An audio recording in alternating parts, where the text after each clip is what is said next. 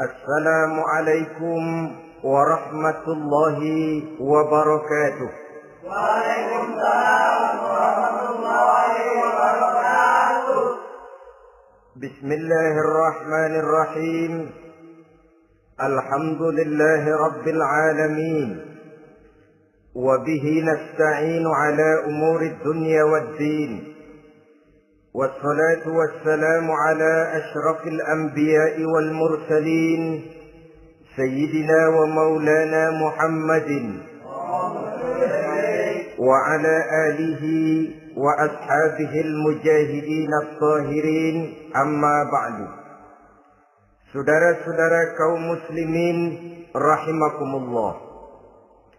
Di dalam surah Al-Ankabut ayat 2, Allah Subhanahu wa ta'ala memberikan peringatan. Ahasiban nasu ayyutraku ayyaqulu amanna wa hum la yuftanun. Adakah manusia menyangka bahwa mereka akan dibiarkan saja mengucapkan amanna, dibiarkan saja mengatakan kami beriman kepada Allah, wahum la yuftanun, padahal mereka belum diuji lebih dahulu. Ini berarti apabila seseorang sudah berani mengatakan amanna, kami beriman kepada Allah, maka hendaklah ia bersiap-siap untuk menghadapi ujian. Setelah ujian datang, barulah akan nampak nyata kadar dan kualitas keimanan yang dimiliki oleh seseorang. Timbul pertanyaan, mengapa orang yang beriman yang justru diuji oleh Allah Subhanahu wa ta'ala? Logikanya tentu ringan saja, bahwa yang mengikuti ulangan di sekolah tentu adalah anak-anak sekolah. Kalau tidak sekolah, tentu saja tidak perlu ikut ulangan. Makin tinggi kelasnya, makin berat soal ulangan yang diberikan kepadanya. Demikianlah dalam kehidupan beragama. Justru yang beriman, yang mendapat ujian dari Allah Subhanahu wa ta'ala, semakin tinggi nilai kualitas keimanannya, akan semakin berat ujian dan cobaan yang diberikan kepadanya. Nabi kita Muhammad sallallahu alaihi wasallam pernah pula memperingatkan. Beliau bersabda, "Inna asyaddal bala'i al-anbiya, thumma al-awliya, thumma al-ulama, thumma al-amsal fal-amsal, ubtuliyan nasu ala hasabi dinih." Sesungguhnya ujian yang paling berat adalah yang telah diberikan Allah kepada para nabi-nabi. Di bawah itu adalah para aulia, kemudian para ulama, bertahap ke bawah dan ke bawah, diuji setiap orang menurut keteguhan dan kekuatannya berpegang kepada agamanya. Jadi semakin teguh kita berpegang kepada ajaran agama, semakin dekat kita dengan aturan-aturan agama, semakin berat ujian dan cobaan yang datang menimpa kehidupan ini. Maka persoalan inilah yang akan kita bicarakan pada pertemuan kali ini, tentang cobaan-cobaan yang datang menimpa kehidupan kita. Pokok persoalannya adalah surah Al-Baqarah ayat 155. Allah Subhanahu wa ta'ala menjelaskan jenis-jenis ujian yang diberikan kepada kita orang-orang yang beriman. Dalam Al-Baqarah 155 itu Allah Subhanahu wa ta'ala menjelaskan, وَلَنَبْلُوَنَّكُمْ بِشَيْءٍ مِّنَ الْخَوْفِ وَالْجُوعِ وَنَقْصٍ مِّنَ الْأَمْوَالِ وَالْأَنفُسِ وَالثَّمَرَاتِ وَبَشِّرِ الصَّابِرِينَ الَّذِينَ إِذَا أَصَابَتْهُمْ مُصِيبَةٌ قَالُوا إِنَّا لِلَّهِ وَإِنَّا إِلَيْهِ رَاجِعُونَ. وَلَنَبْلُوَنَّكُمْ بِشَيْءٍ مِّنَ الْخَوْفِ, dan tentu dan pasti kata Allah, kami akan menguji kamu sekalian, kami akan mencoba kamu sekalian dengan sebagian kecil dari rasa takut. Wal ju', rasa lapar, wa naqsim minal amwal wal anfusi was samarat, kekurangan harta, jiwa dan buah-buahan. Ada 5 macam jenis ujian yang dijelaskan di dalam Al-Baqarah 155 ini. Yang pertama, wala nabluwannakum bisyai'in minal khauf. Kami uji, kami coba kamu dengan sebagian kecil daripada rasa takut. Setiap manusia terlahir dengan membawa 2 sifat. Yang kontroversi, akan disebut apa seseorang bergantung kepada sifat mana yang lebih menonjol di dalam dirinya. Tiap orang punya rasa berani, tiap orang punya rasa takut.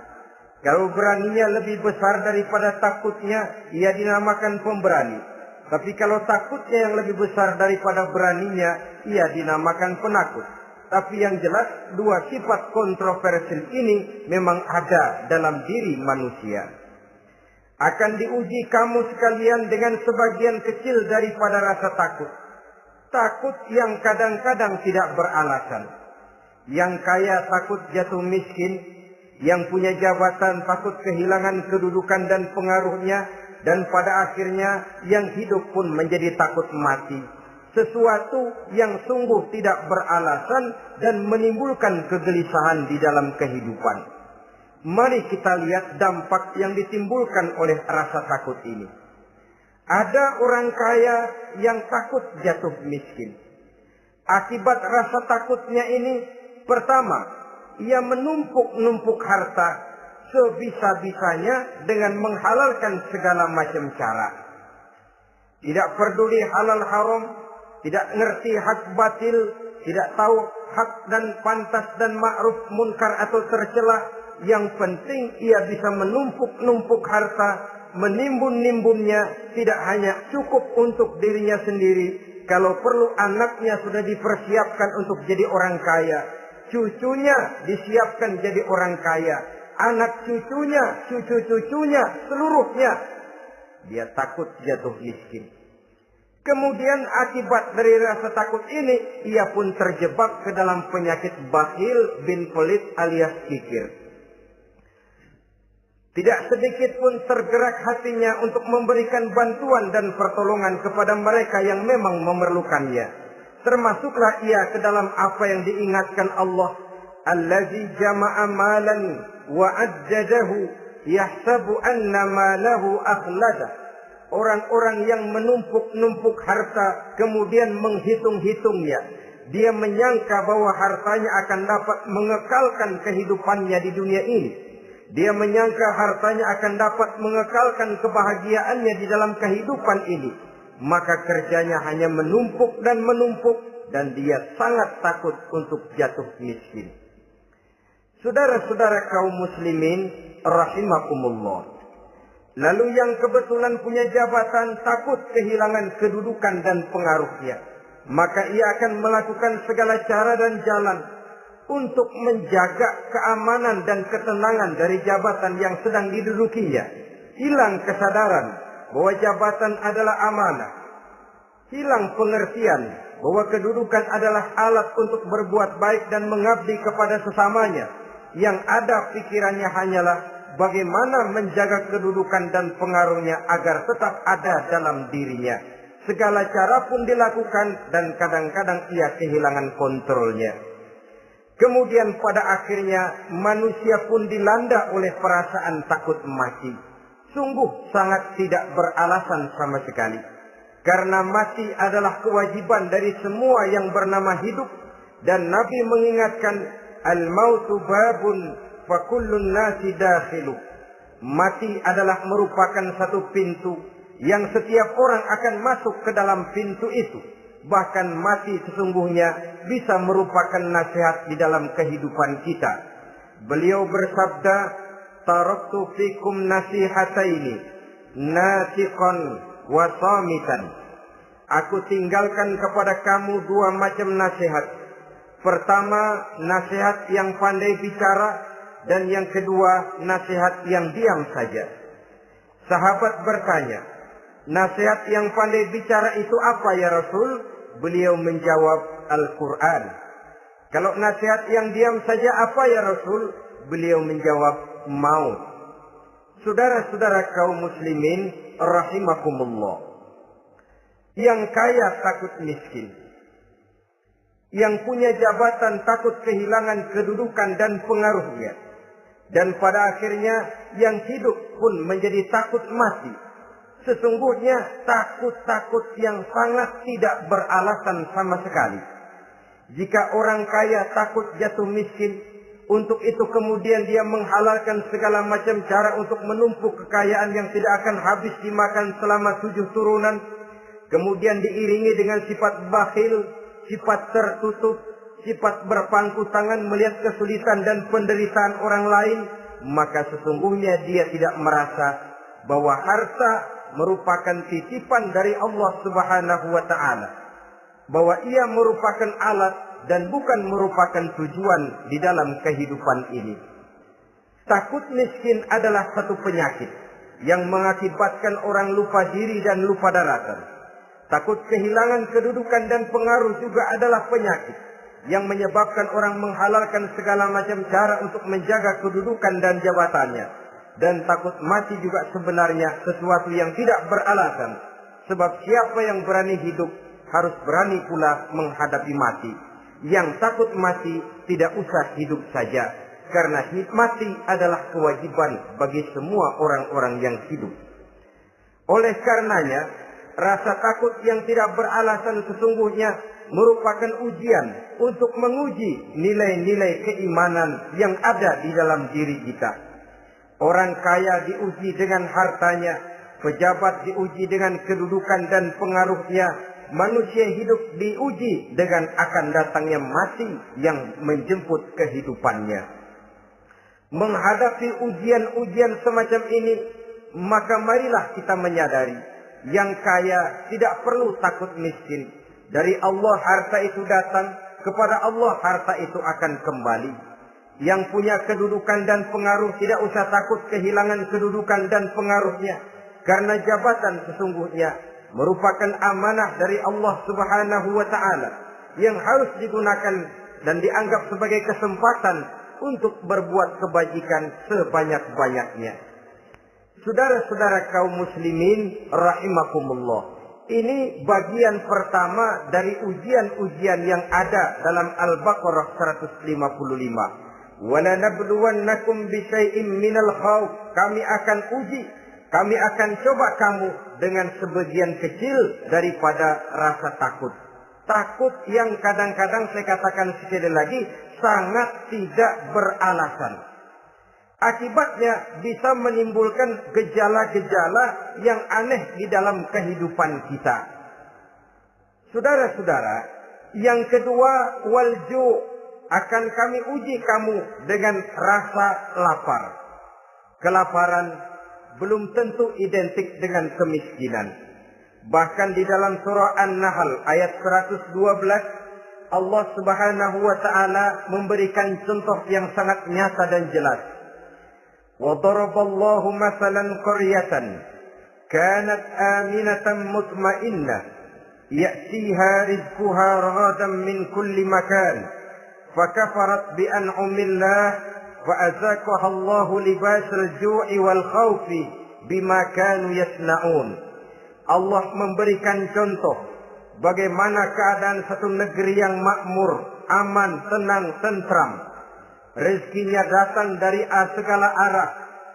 Fakafarat bi an'umillah, tapi sayang sekali penduduknya kufur dengan nikmat yang diberikan Allah Subhanahu wa ta'ala kepada mereka. Akibatnya fa'azaqahallahu libasal ju'i wal khauf.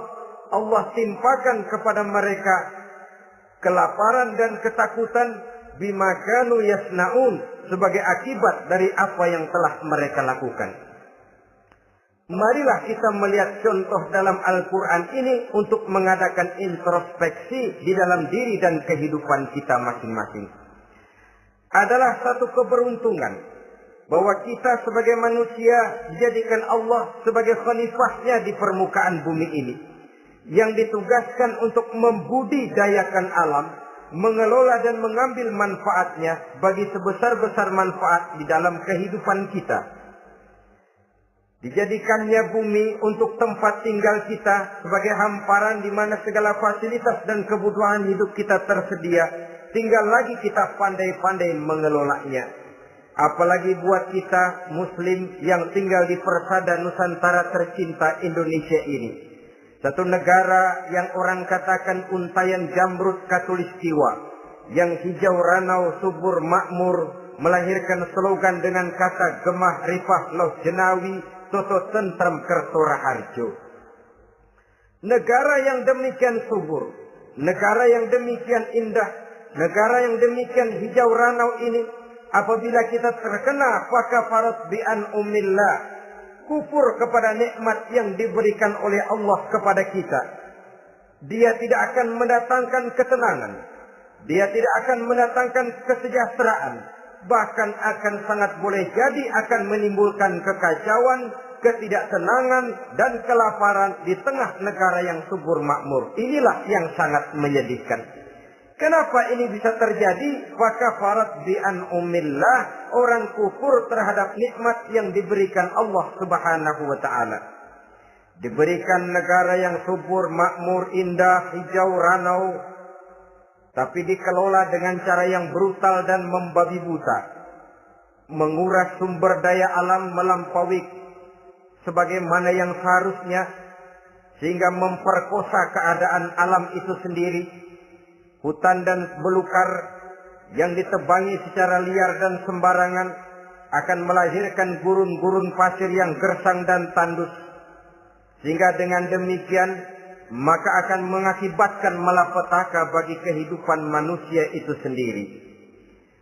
Begitu juga percobaan-percobaan ilmu pengetahuan yang mengundang dan mengandung reaktor-reaktor nuklir akan memberikan luka kepada alam itu sendiri, yang mengakibatkan akan kembali kerugian kepada makhluk bernama manusia. Saudara-saudara kaum muslimin rahimakumullah.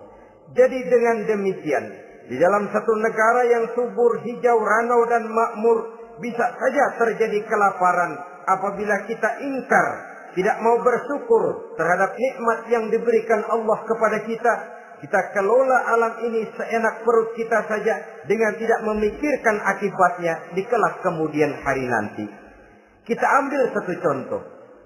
Orang-orang tua kita dulu pada umur 60 tahun, 70 tahun, kalau dia menanam kelapa, orang lalu bertanya, kakek nanam kelapa untuk siapa nanti? Apa jawabannya? Untuk anak cucu saya. Umur 60 tahun atau umur 70 tahun, ia masih menanam pohon kelapa. Untuk apa katanya? Untuk anak cucu saya di belakang kemudian hari nanti. Orang yang bisa menanamkan sesuatu untuk generasi yang akan datang, itulah orang tua yang bijaksana. Tapi orang yang menanam sesuatu hanya untuk kepentingan dirinya sendiri saja, maka itulah orang yang hanya mementingkan diri sendiri atau orang egois. Tapi lebih celaka lagi, orang yang mau melakukan sesuatu yang akan meninggalkan akibat bagi generasi yang akan datang, akibat yang tidak baik, itulah orang yang aniaya, orang yang zalim di dalam kehidupan kita. Bumi, tempat di mana kita manusia tinggal, bukan satu wujud yang tanpa batas.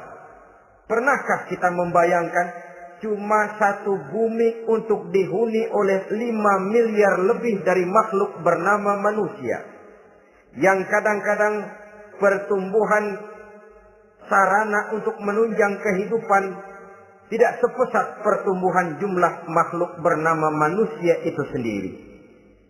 Oleh karena itu kita dituntut untuk pandai-pandai mengelola, membudidayakan alam ini dengan tetap menjaga keseimbangannya, sehingga bahaya kelaparan yang merupakan ujian di dalam kehidupan, insya Allah tidak akan kita temukan di dalam kehidupan kita. Saudara-saudara kaum muslimin rahimakumullah. Ini kelaparan dalam artian sebagai satu bangsa. Bisa juga kelaparan dalam artian dalam kehidupan pribadi daripada manusia. Hidup ini, kata orang, berjalan bagaikan roda pedati. Sekali tempo naik kita ke atas, lain saat turun kita ke bawah. Ada saatnya kita jaya, ada saatnya kita pun mengalami kemunduran. Oleh karena itu, pasang surut kehidupan ini membuat orang seharusnya sadar bahwa pasang surut itu tidak harus menyebabkan pasang surutnya dia di dalam melaksanakan ibadahnya kepada Allah Subhanahu wa ta'ala. Kelaparan boleh jadi memang merupakan ujian untuk menguji nilai-nilai keimanan seseorang. Apabila dalam kondisi lapar imannya mantap, imannya teguh, imannya kuat, maka dalam kondisi di mana perutnya tidak lapar, tentu iman itu akan lebih bertambah mantap lagi. Kalau orang perutnya kenyang, kalau orang perutnya berisi penuh, lalu imannya stabil, kemudian pada saat kelaparan imannya pun mengalami penurunan, maka di situ nyata, di saat dia diuji dengan kelaparan, kualitas imannya ikut menyurut, mundur ke belakang, dan mengalami proses degradasi, proses peluncuran dan penurunan. Oleh karenanya, marilah kita menyadari Allah Subhanahu wa ta'ala senantiasa memberikan yang terbaik kepada kita bersama. Kelaparan, apabila kita terima dengan sikap lapang dada, tidak akan menyebabkan kita menjadi berbuat nekat. Tetapi kita tetap dalam kontrol, tetap dalam keadaan yang stabil, tidak keluar dengan melakukan perbuatan-perbuatan yang negatif. Bagaimanapun kita ingin membela dan mempertahankan kelangsungan hidup, betapa dan bagaimanapun kita ingin menjaga kelangsungan perut, namun kita tetap tidak keluar dari norma-norma dan kaedah-kaedah yang telah ditentukan di dalam kehidupan beragama. Inilah cobaan yang kedua yang ada dijelaskan dalam Al-Baqarah ayat 155 tadi, berupa kelaparan. Yang ketiga, wa naqsim minal amwal, kekurangan harta alias kemiskinan. Kemiskinan, saudara-saudara, merupakan ujian dari Allah Subhanahu wa ta'ala untuk menguji sejauh mana kekuatan iman yang kita miliki di dalam kehidupan. Tetapi sesungguhnya bukan hanya kemiskinan, kekayaan pun pada hakikatnya juga merupakan ujian. Namun umumnya manusia akan lebih merasa diuji jikalau dia miskin daripada diuji jikalau dia menjadi orang yang kaya. Pada sisi lain kenyataan mengatakan banyak orang lulus ketika diuji dengan kemiskinan, tetapi gagal berantakan setelah diuji dengan kekayaan. Kemiskinan pun apabila kita lihat dari segi kehidupan bermacam bentuknya. Ada kemiskinan di bidang ilmu pengetahuan. Karena kemiskinan dan kebodohan memang merupakan dua saudara yang seakan-akan sekandung. Yang satu bisa menimbulkan yang lain, tapi paling celaka kalau keduanya sudah berjalan beriringan. Maksud saya, kemiskinan bisa menimbulkan kebodohan, kebodohan bisa menimbulkan kemiskinan, tapi yang paling celaka sudahlah miskin, bodoh pula. Miskin ilmu. Yang kedua, miskin akhlak. Ini lebih parah lagi daripada miskin ilmu. Kalau miskin ilmu orang sekedar goblok bin bodoh alias tolol, maka miskin akhlak ini menyebabkan orang kurang ajar, tidak punya budi pekerti. Sehingga dengan demikian miskin akhlak sesungguhnya lebih bahaya daripada miskin ilmu. Adapun miskin yang kita kenal pada umumnya dan juga yang dimaksud dalam ayat ini adalah miskin harta.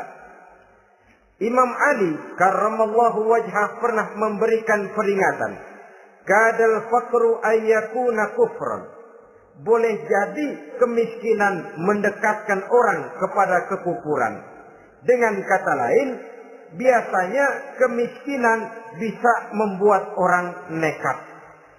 Kalau sudah nekat, maka bukan cuma harga diri yang terjual, bukan cuma keluarga yang terjual, bukan cuma nilai-nilai materi yang dimilikinya yang terjual, bahkan iman dan keyakinannya, akidah dan pandangan hidupnya pun tidak akan segan-segan digadaikannya, dijualnya untuk mengatasi kelaparan dan kemiskinan itu tadi.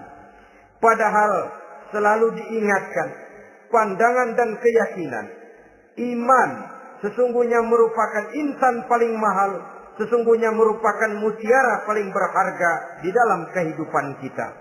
Maka kemiskinan memang merupakan ujian. Banyak orang yang kebal berhadapan dengan segala macam cobaan, tapi pada saat diuji dengan kemiskinan, ia tidak tahan diri, ia tidak sanggup menjaga dan mempertahankan akidahnya, maka akidah yang cuma satu-satunya pun ikut terjual juga adanya. Saudara-saudara kaum muslimin rahimakumullah, mari kita menelusuri bahwa sesungguhnya Nabi menyatakan, ajaban li amril muslim, inna amrahu kullahu lahu khair.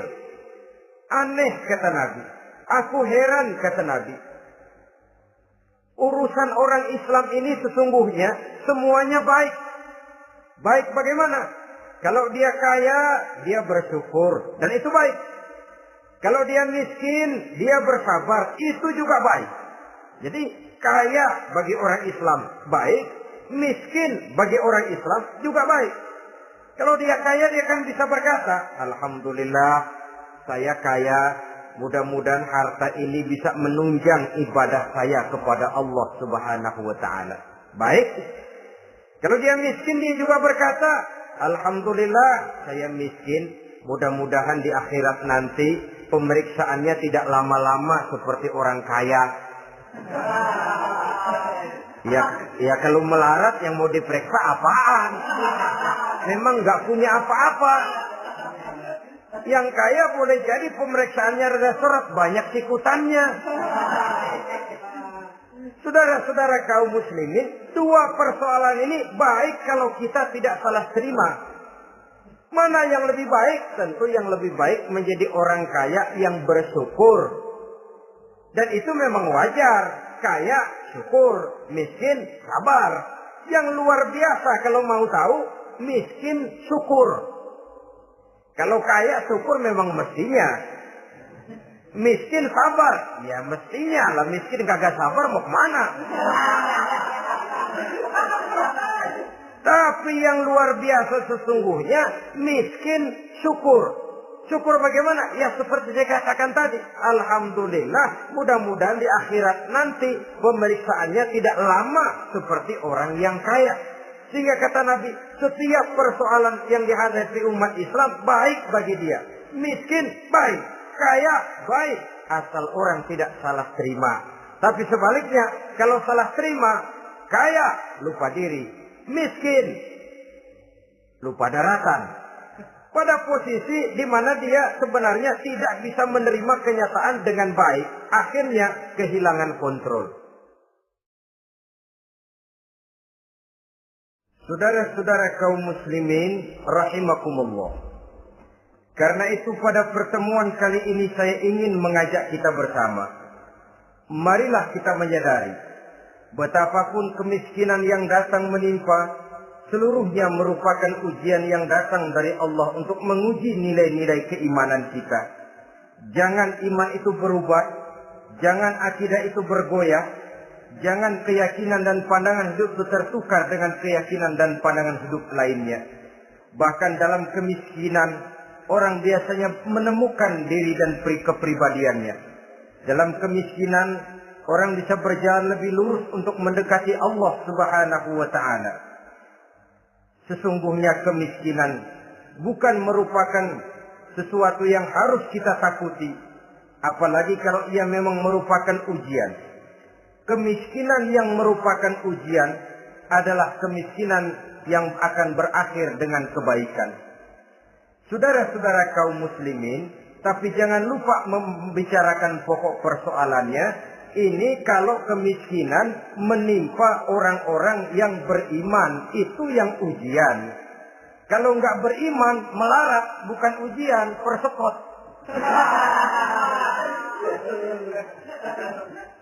Nah, orang lalu bertanya, Pak, kalau orang kafir kaya bagaimana? Nah, begini saudara-saudara, dalam agama itu ada yang disebut nikmat, ada yang disebut istidraj. Kalau nikmat itu hanya diberikan kepada hamba-hamba yang beriman. Kalau istidraj itu diberikan kepada siapa saja yang mau berusaha. Tidak soal dia beriman atau tidak, tidak soal dia mau bersujud atau tidak, asal dia berusaha dia dapat. Itu yang dinamakan istidraj.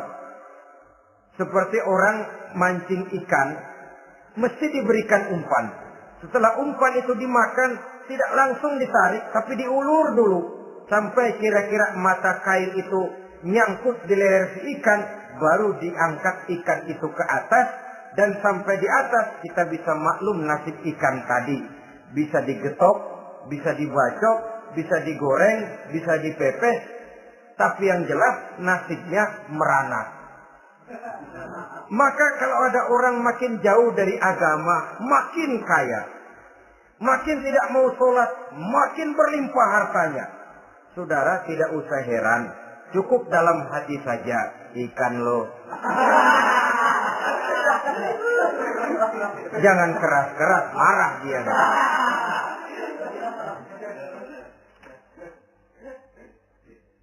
Kemiskinan apabila didasari dengan sikap keimanan merupakan ujian untuk menguji kualitas keimanan seseorang. Bahkan satu hadis menyatakan apabila Allah mencintai seorang hamba, maka diujinya hamba itu karena Allah ingin mendengar liyasma'a tadarru'ahu, ingin mendengar ratapan orang tadi.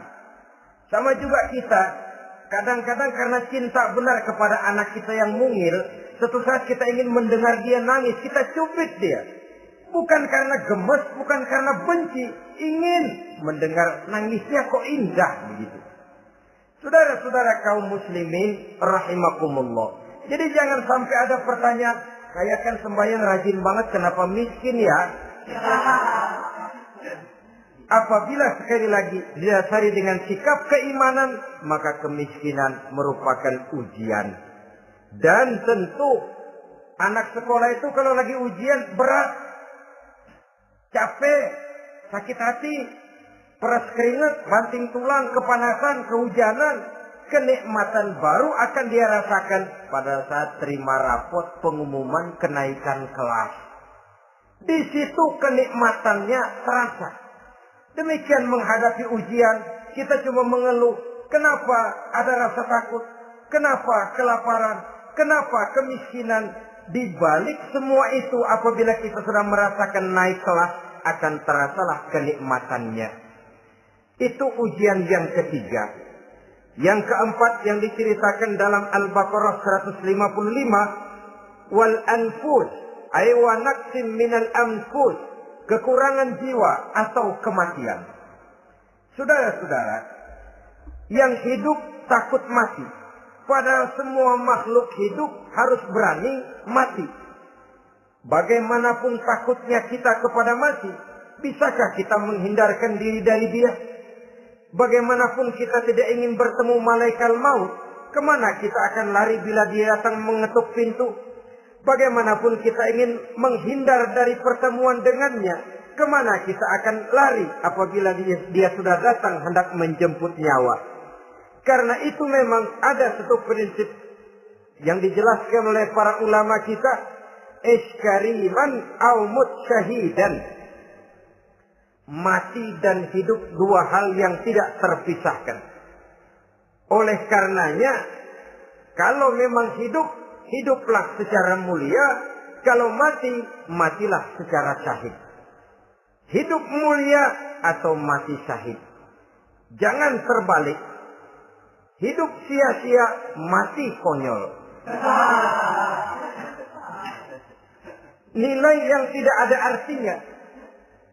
Alangkah nikmatnya hidup yang berisi kemuliaan, dan alangkah indahnya mati dalam nilai syahid.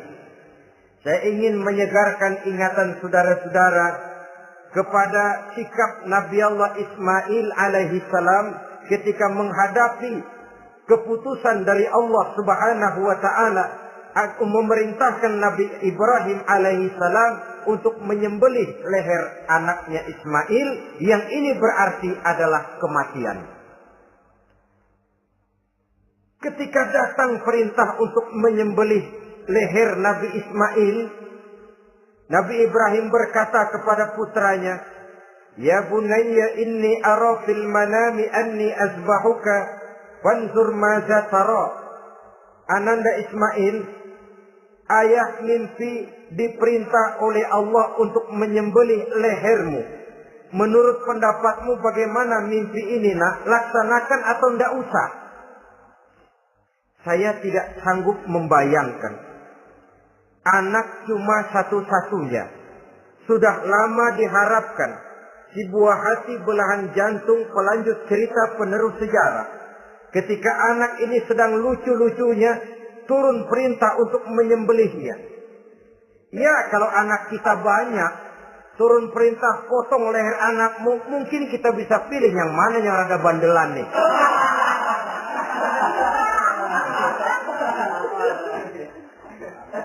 Tapi ini anak cuma satu-satunya. Lucu, sudah lama diharapkan.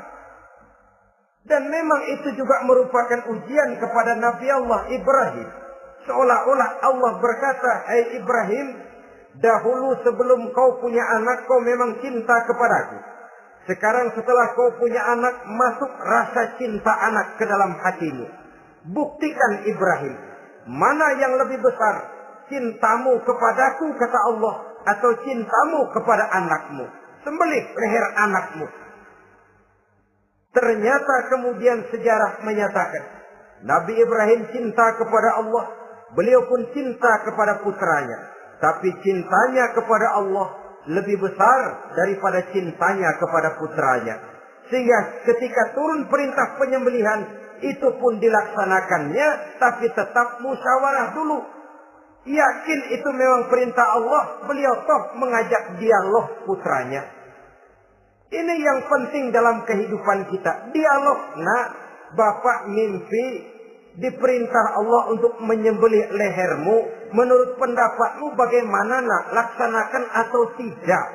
Yakin itu perintah Allah, tapi asas musyawarahnya tidak beliau tinggalkan. Walaupun yakin orang tua berbuat untuk kebaikan anak, alangkah baiknya anak diajak bicara. Sehingga dengan hasil pembicaraan ini nanti kita akan mengerti gejala perkembangan dan kemauan dari jiwa si anak tadi. Saudara-saudara kaum muslimin, apa jawaban Nabi Allah Ismail yang ketika itu masih remaja? Beliau menjawab, "Ya abatif al-ma tu'mar, satajiduni insyaallahu minas sabirin." Bapak, jikalau memang ini memang perintah Allah, laksanakan saja Bapak. Tidak usah ragu. Mudah-mudahan nanti Bapak akan menemukan saya termasuk ke dalam golongan orang-orang yang sabar. Ini pantulan doa Nabi Ibrahim dahulu ya, ketika meminta seorang keturunan yang merupakan anak yang soleh. Jawaban dari anak yang soleh. Kalau memang ini perintah Allah Bapak, laksanakan saja. Saya insya Allah termasuk ke dalam golongan orang-orang yang sabar.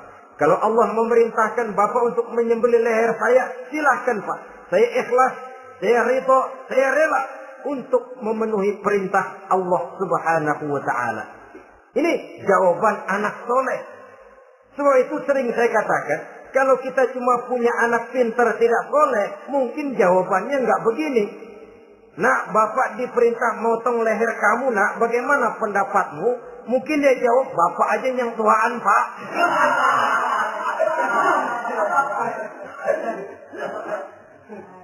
Saudara-saudara kaum muslimin rahimakumullah. Jadi prinsip ini gugur memenuhi panggilan Allah. Hidup mulia atau mati dengan syahid. Dua pilihan yang harus dua-duanya bisa kita laksanakan. Iskariman au mutsyahidan. Kalau hidup, hiduplah dalam kemuliaan. Kalaupun mati, matilah sebagai syahid. Sebagai orang yang dikenang kebaikan dan kebajikannya. Sebagai orang yang dekat dan banyak berbuat untuk kepentingan agamanya. Jangan tidak tercapai kedua-duanya. Hidup tidak punya nilai, mati pun tidak punya arti. Sia-sia semuanya. Kita masih hidup, orang anggap enggak ada. Dalam istilah tauhid disebut wujuduhu ka'adamihi. Adanya sama dengan tidak adanya. Dia sih ada apa enggak ada, sama gitu-gitu juga. Alangkah ruginya kalau ada kita dianggap sama dengan tidak ada. Apalagi kalau kita sudah tidak ada, ya tidak ada beneran. Iskariman au mutsyahidan. Hiduplah mulia atau matilah sebagai syahid. Saudara-saudara kaum muslimin rahimakumullah. Mati sesungguhnya juga merupakan ujian. Untuk menguji sejauh mana persiapan yang sudah kita lakukan di dalam kehidupan ini untuk menyambut. Dan tidak cuma sekedar untuk menyambut, tapi juga untuk mengarungi kehidupan sesudah kematian itu sendiri. Sebab kematian bukan akhir dari segalanya. Kematian cuma satu pintu di mana kita akan masuk dan akan berjalan kembali menelusuri fase-fase kehidupan yang telah ditentukan oleh Allah Subhanahu wa taala. Saudara-saudara kaum muslimin rahimakumullah. Pembicaraan tentang kematian ini pun bisa kita evaluasi. Ada yang takut mati usahanya, ada yang takut mati karirnya, ada yang takut mati rezekinya, ada yang takut mati batinnya, ada yang takut mati jasmaninya, dan lain sebagainya. Seluruh ketakutan kepada kematian itu memang merupakan hal yang wajar. Ada yang takut mati usahanya, ada yang takut mati karirnya, ada yang takut mati rezekinya. Tapi kalau ketakutan itu lalu melahirkan perbuatan-perbuatan negatif yang menimbulkan penyimpangan, itu sudah di luar dari yang seharusnya. Kematian merupakan ujian. Menghadapi segala macam ujian termasuk kematian ini akan kita bicarakan pada bagian penutup nanti. Yang kelima, saudara-saudara, ujian yang dijelaskan dalam Al-Baqarah 155 tadi, wa naqsim minas samarat, kekurangan buah-buahan. Kekurangan buah-buahan bisa berarti paceklik. Ini juga bisa diakibatkan oleh apa yang dijelaskan dalam An-Nahl 112 tadi. Orang kufur kepada nikmat yang diberikan Allah Subhanahu wa taala. Orang jauh dari petunjuk-petunjuk agama. Merasa segala persoalan bisa dipecahkan dengan kemampuan otaknya. Hilang rasa ketergantungannya kepada Allah Subhanahu wa taala. Maka usahanya bisa berakhir dengan yang tidak diharapkan. Sudah bikin target. Tahun ini kita bakal panen raya besar. Tahu-tahu tikus ngamuk. Habis padi digarap oleh tikus. Panen bisa gagal. Bahkan beberapa tahun yang lalu kita masih ingat bagaimana ulat-ulat menyerbu pohon-pohon jambu. Ribuan batang pohon jambu. Ribuan pohon-pohon jambu itu mati. Lalu jambu-jambu itu tidak bisa lagi dimanfaatkan dalam kehidupan. Tikus yang menyerbu sawah. Ulat yang menyerbu pohon-pohon jambu. Angin topan, puting beliung, gempa bumi. Itu sudah proses-proses di luar kemampuan manusia untuk mendeteksinya. Disinilah manusia harus sadar bahwa setelah ia berusaha dan berusaha sesuai dengan keterikatannya kepada hukum alam, kepada sunnatullah, maka ia harus punya sandaran vertikal kepada Allah Subhanahu wa taala. Agar bila usahanya berhasil, dia tidak lupa diri dan lupa daratan. Dan apabila usahanya kemudian ternyata gagal, dia tidak menjadi putus asa, buruk sangka, sempit hati, sempit pandangan. Cobaan datang dari Allah Subhanahu wa taala berupa kekurangan buah alias paceklik. Saudara-saudara, menghadapi cobaan dan ujian yang saya katakan tadi, 5 macam ini Apa konsepnya? Apa jalan keluarnya? Ayat selanjutnya dalam kalimat tadi menjelaskan, wa basyiris sabirin, menghadapi ujian-ujian dalam hidup, baik rasa takut, kelaparan, kemiskinan, kematian, kekurangan harta, kekurangan buah-buahan. Wa basyiris sabirin, gembirakan orang-orang yang sabar. Menghadapi segala macam ujian tadi, gembirakan orang-orang yang sabar. Siapa orang yang sabar itu? Alladzina iza asabathum musibatun qalu inna lillahi wa inna ilaihi raji'un. Yaitu orang-orang yang apabila menghadapi ujian, ditimpa musibah, mereka berkata, sesungguhnya kami berasal dari Allah, dan sesungguhnya kepada Allah pula kami akan kembali. Bukan cuma sekedar ucapannya, tapi penghayatannya kepada filsafat yang terkandung di dalam kalimat itu tadi. Maka jadilah dia semacam lipstick, jadilah dia semacam dekorasi. Apabila kita berjanji dan dalam hati kita sudah ada kemungkinan besar kita tidak akan datang, kita tetap menggunakan kata-kata insya Allah. Padahal yang jelas tidak akan mau datang adalah kita. Kita sandarkan dan kita kembalikan itu kepada Allah. Sesungguhnya kami berasal dari Allah. Sesungguhnya kepada Allah juga kami akan kembali. Bukan cuma sekedar ucapannya, tapi juga penghayatan kepada filsafat yang terkandung di dalamnya. Kalau suatu saat kita harus kehilangan harta yang kita miliki, kenapa tidak berpikir inna lillahi wa inna ilaihi raji'un?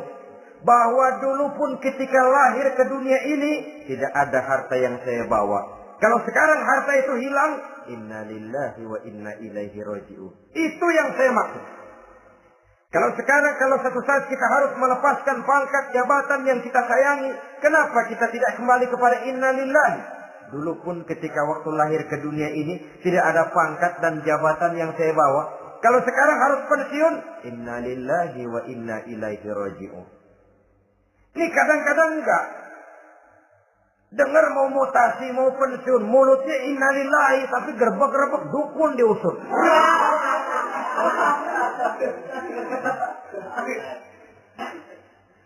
Keluarganya meninggal, mulutnya innalillahi, tapi nangisnya tetap enggak mau berhenti.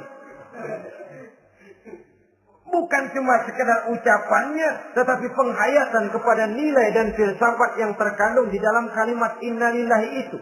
Sesungguhnya segalanya saja berasal dari Allah. Segalanya saja akan kembali kepada Allah Subhanahu wa ta'ala.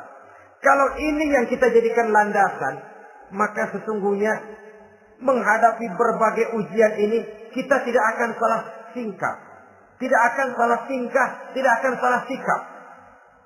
Kalau sudah ini dasar dan fondasi yang menjadi landasan tempat di mana seluruh cobaan datang bertumpu, segalanya datang dari Allah, segalanya akan kembali kepada Allah, maka betapapun bertumpu ujian datang menimpa, rasanya tidak akan lagi membuat kita goyah, karena fondasi tempat kita berdiri sudah demikian kokoh dan kuatnya.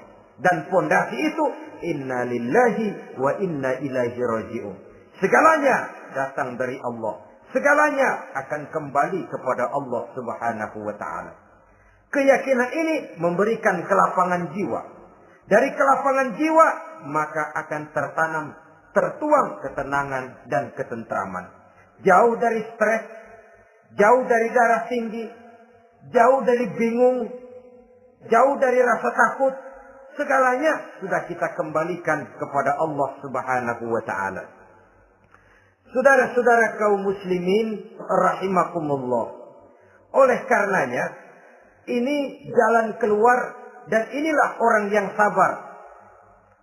Yaitu orang yang mengembalikan segala persoalan bahwa segalanya datang dari Allah, segalanya akan kembali kepada Allah. Bukan sabar dalam pengertian kita sehari-hari. Sabar, maaf ya, dalam pengertian kita sehari-hari biasanya orang yang sabar yang gak banyak tingkah. Diam. Gak salah apa-apa, kepala dikelepak. Diam aja. Ente nggak salah apa-apa dikelepak diem ya. Gue lagi sabar, diem loh. Rasanya ini sih, kalau sabar macam ini yang kita punya, boleh jadi kita akan tertindas terus. Sebab itu pada penghujung surah Al-Asr Allah menggandengkan antara tawasau bil haq dengan tawasau bis sabr. Kebenaran dan kesabaran dua hal yang memang tidak boleh terpisahkan satu dengan yang lain. Kalau kita benar kita harus sabar, kalau kita mau sabar harus karena benar. Apabila kebenaran satu prinsip, maka kesabaran adalah satu strategi. Prinsip yang tanpa strategi bisa membuat kita tidak akan mencapai tujuan yang kita harapkan. Artinya, kebenaran tanpa kesabaran membuat kita mudah dipatahkan orang, tapi kesabaran tanpa kebenaran akan membuat kita diinjak terus oleh orang lain. Karena itu, kalau yakin kita benar, harus sabar. Kalau mau bersabar, harus karena benar. Dalam hal ini, sifat sabar yang dicontohkan oleh Rasulullah Sallallahu Alaihi Wasallam sungguh memang merupakan jadi panutan. Sepanjang persoalannya adalah persoalan pribadi. Sepanjang pribadi beliau yang dihina, sepanjang pribadi beliau yang dicaci maki, beliau biasanya bisa mengendalikan diri. Tapi kalau sudah agama masalahnya, maka beliau pun tidak segan-segan mencabut pedang maju ke medan perang. Bukan untuk memaksakan agama dan keyakinan, karena agama dan keyakinan memang tidak bisa dipaksakan. Tapi untuk menjaga, membela dan mempertahankan agama dari hinaan, cemoohan dan caci maki orang lain. Yang kita lakukan sebaliknya. Kalau pribadi kita yang dihina, marahnya 17 langit. Tapi kalau sudah agama dicaci maki orang, agama dihina orang, agama diremehkan orang, biarin dah, masih banyak ustaz. Cuma masalah ustadkah agama itu? Cuma urusan kiaikah agama itu? Tidak. Agama itu urusan setiap pribadi muslim. Ya, dia jadi pengusaha, ya dia jadi pejabat, ya dia jadi seniman, ya dia jadi teknokrat, ya dia jadi ekonom, ya dia jadi pakar di berbagai bidang. Agama adalah masalah setiap kita. Kalau pribadi Nabi yang dicaci, pribadi yang dihina dan dicemoohkan orang, beliau mengendalikan diri. Tapi kalau sudah agama taruhannya, beliau tidak segan-segan cabut pedang maju ke medan perang. Sabar tapi pada tempatnya. Sabar tidak dalam artian diam, delohom, ayem-ayem, gelenggem, menunggu embun yang turun dari langit. Emang lagi lapar, sabar aja. Nggak usah makan, nanti juga waktunya Tuhan kasih kenyang-kenyang. Kalau sabar macam ini yang kita pakai, lapar terus dah. Emang giliran sakit, sabar aja. Nggak usah berobat, nanti juga waktunya baik, sembuh. Mati terus dah.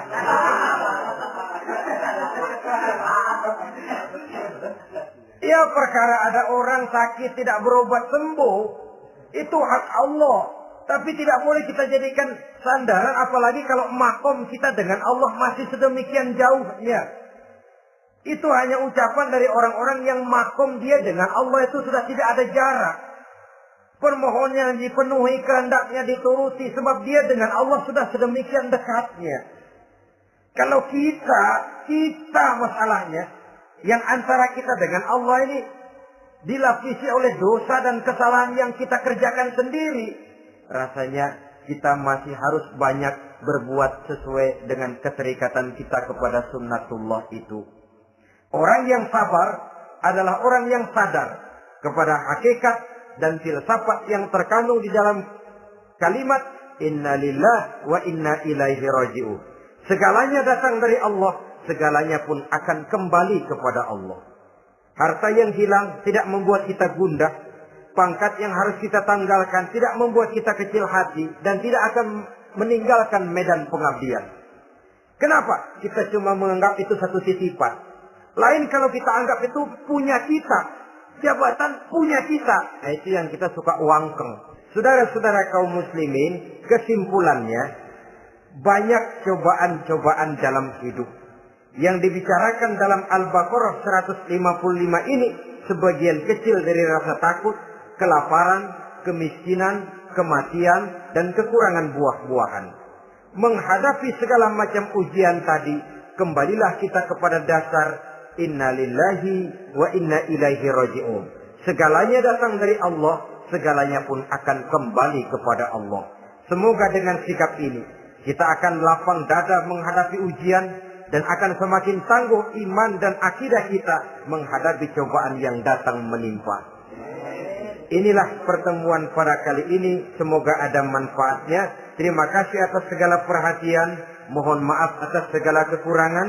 Usikum wa nafsi bitaqwallah. Wassalamualaikum warahmatullahi wabarakatuh. Waalaikumsalam warahmatullahi wabarakatuh.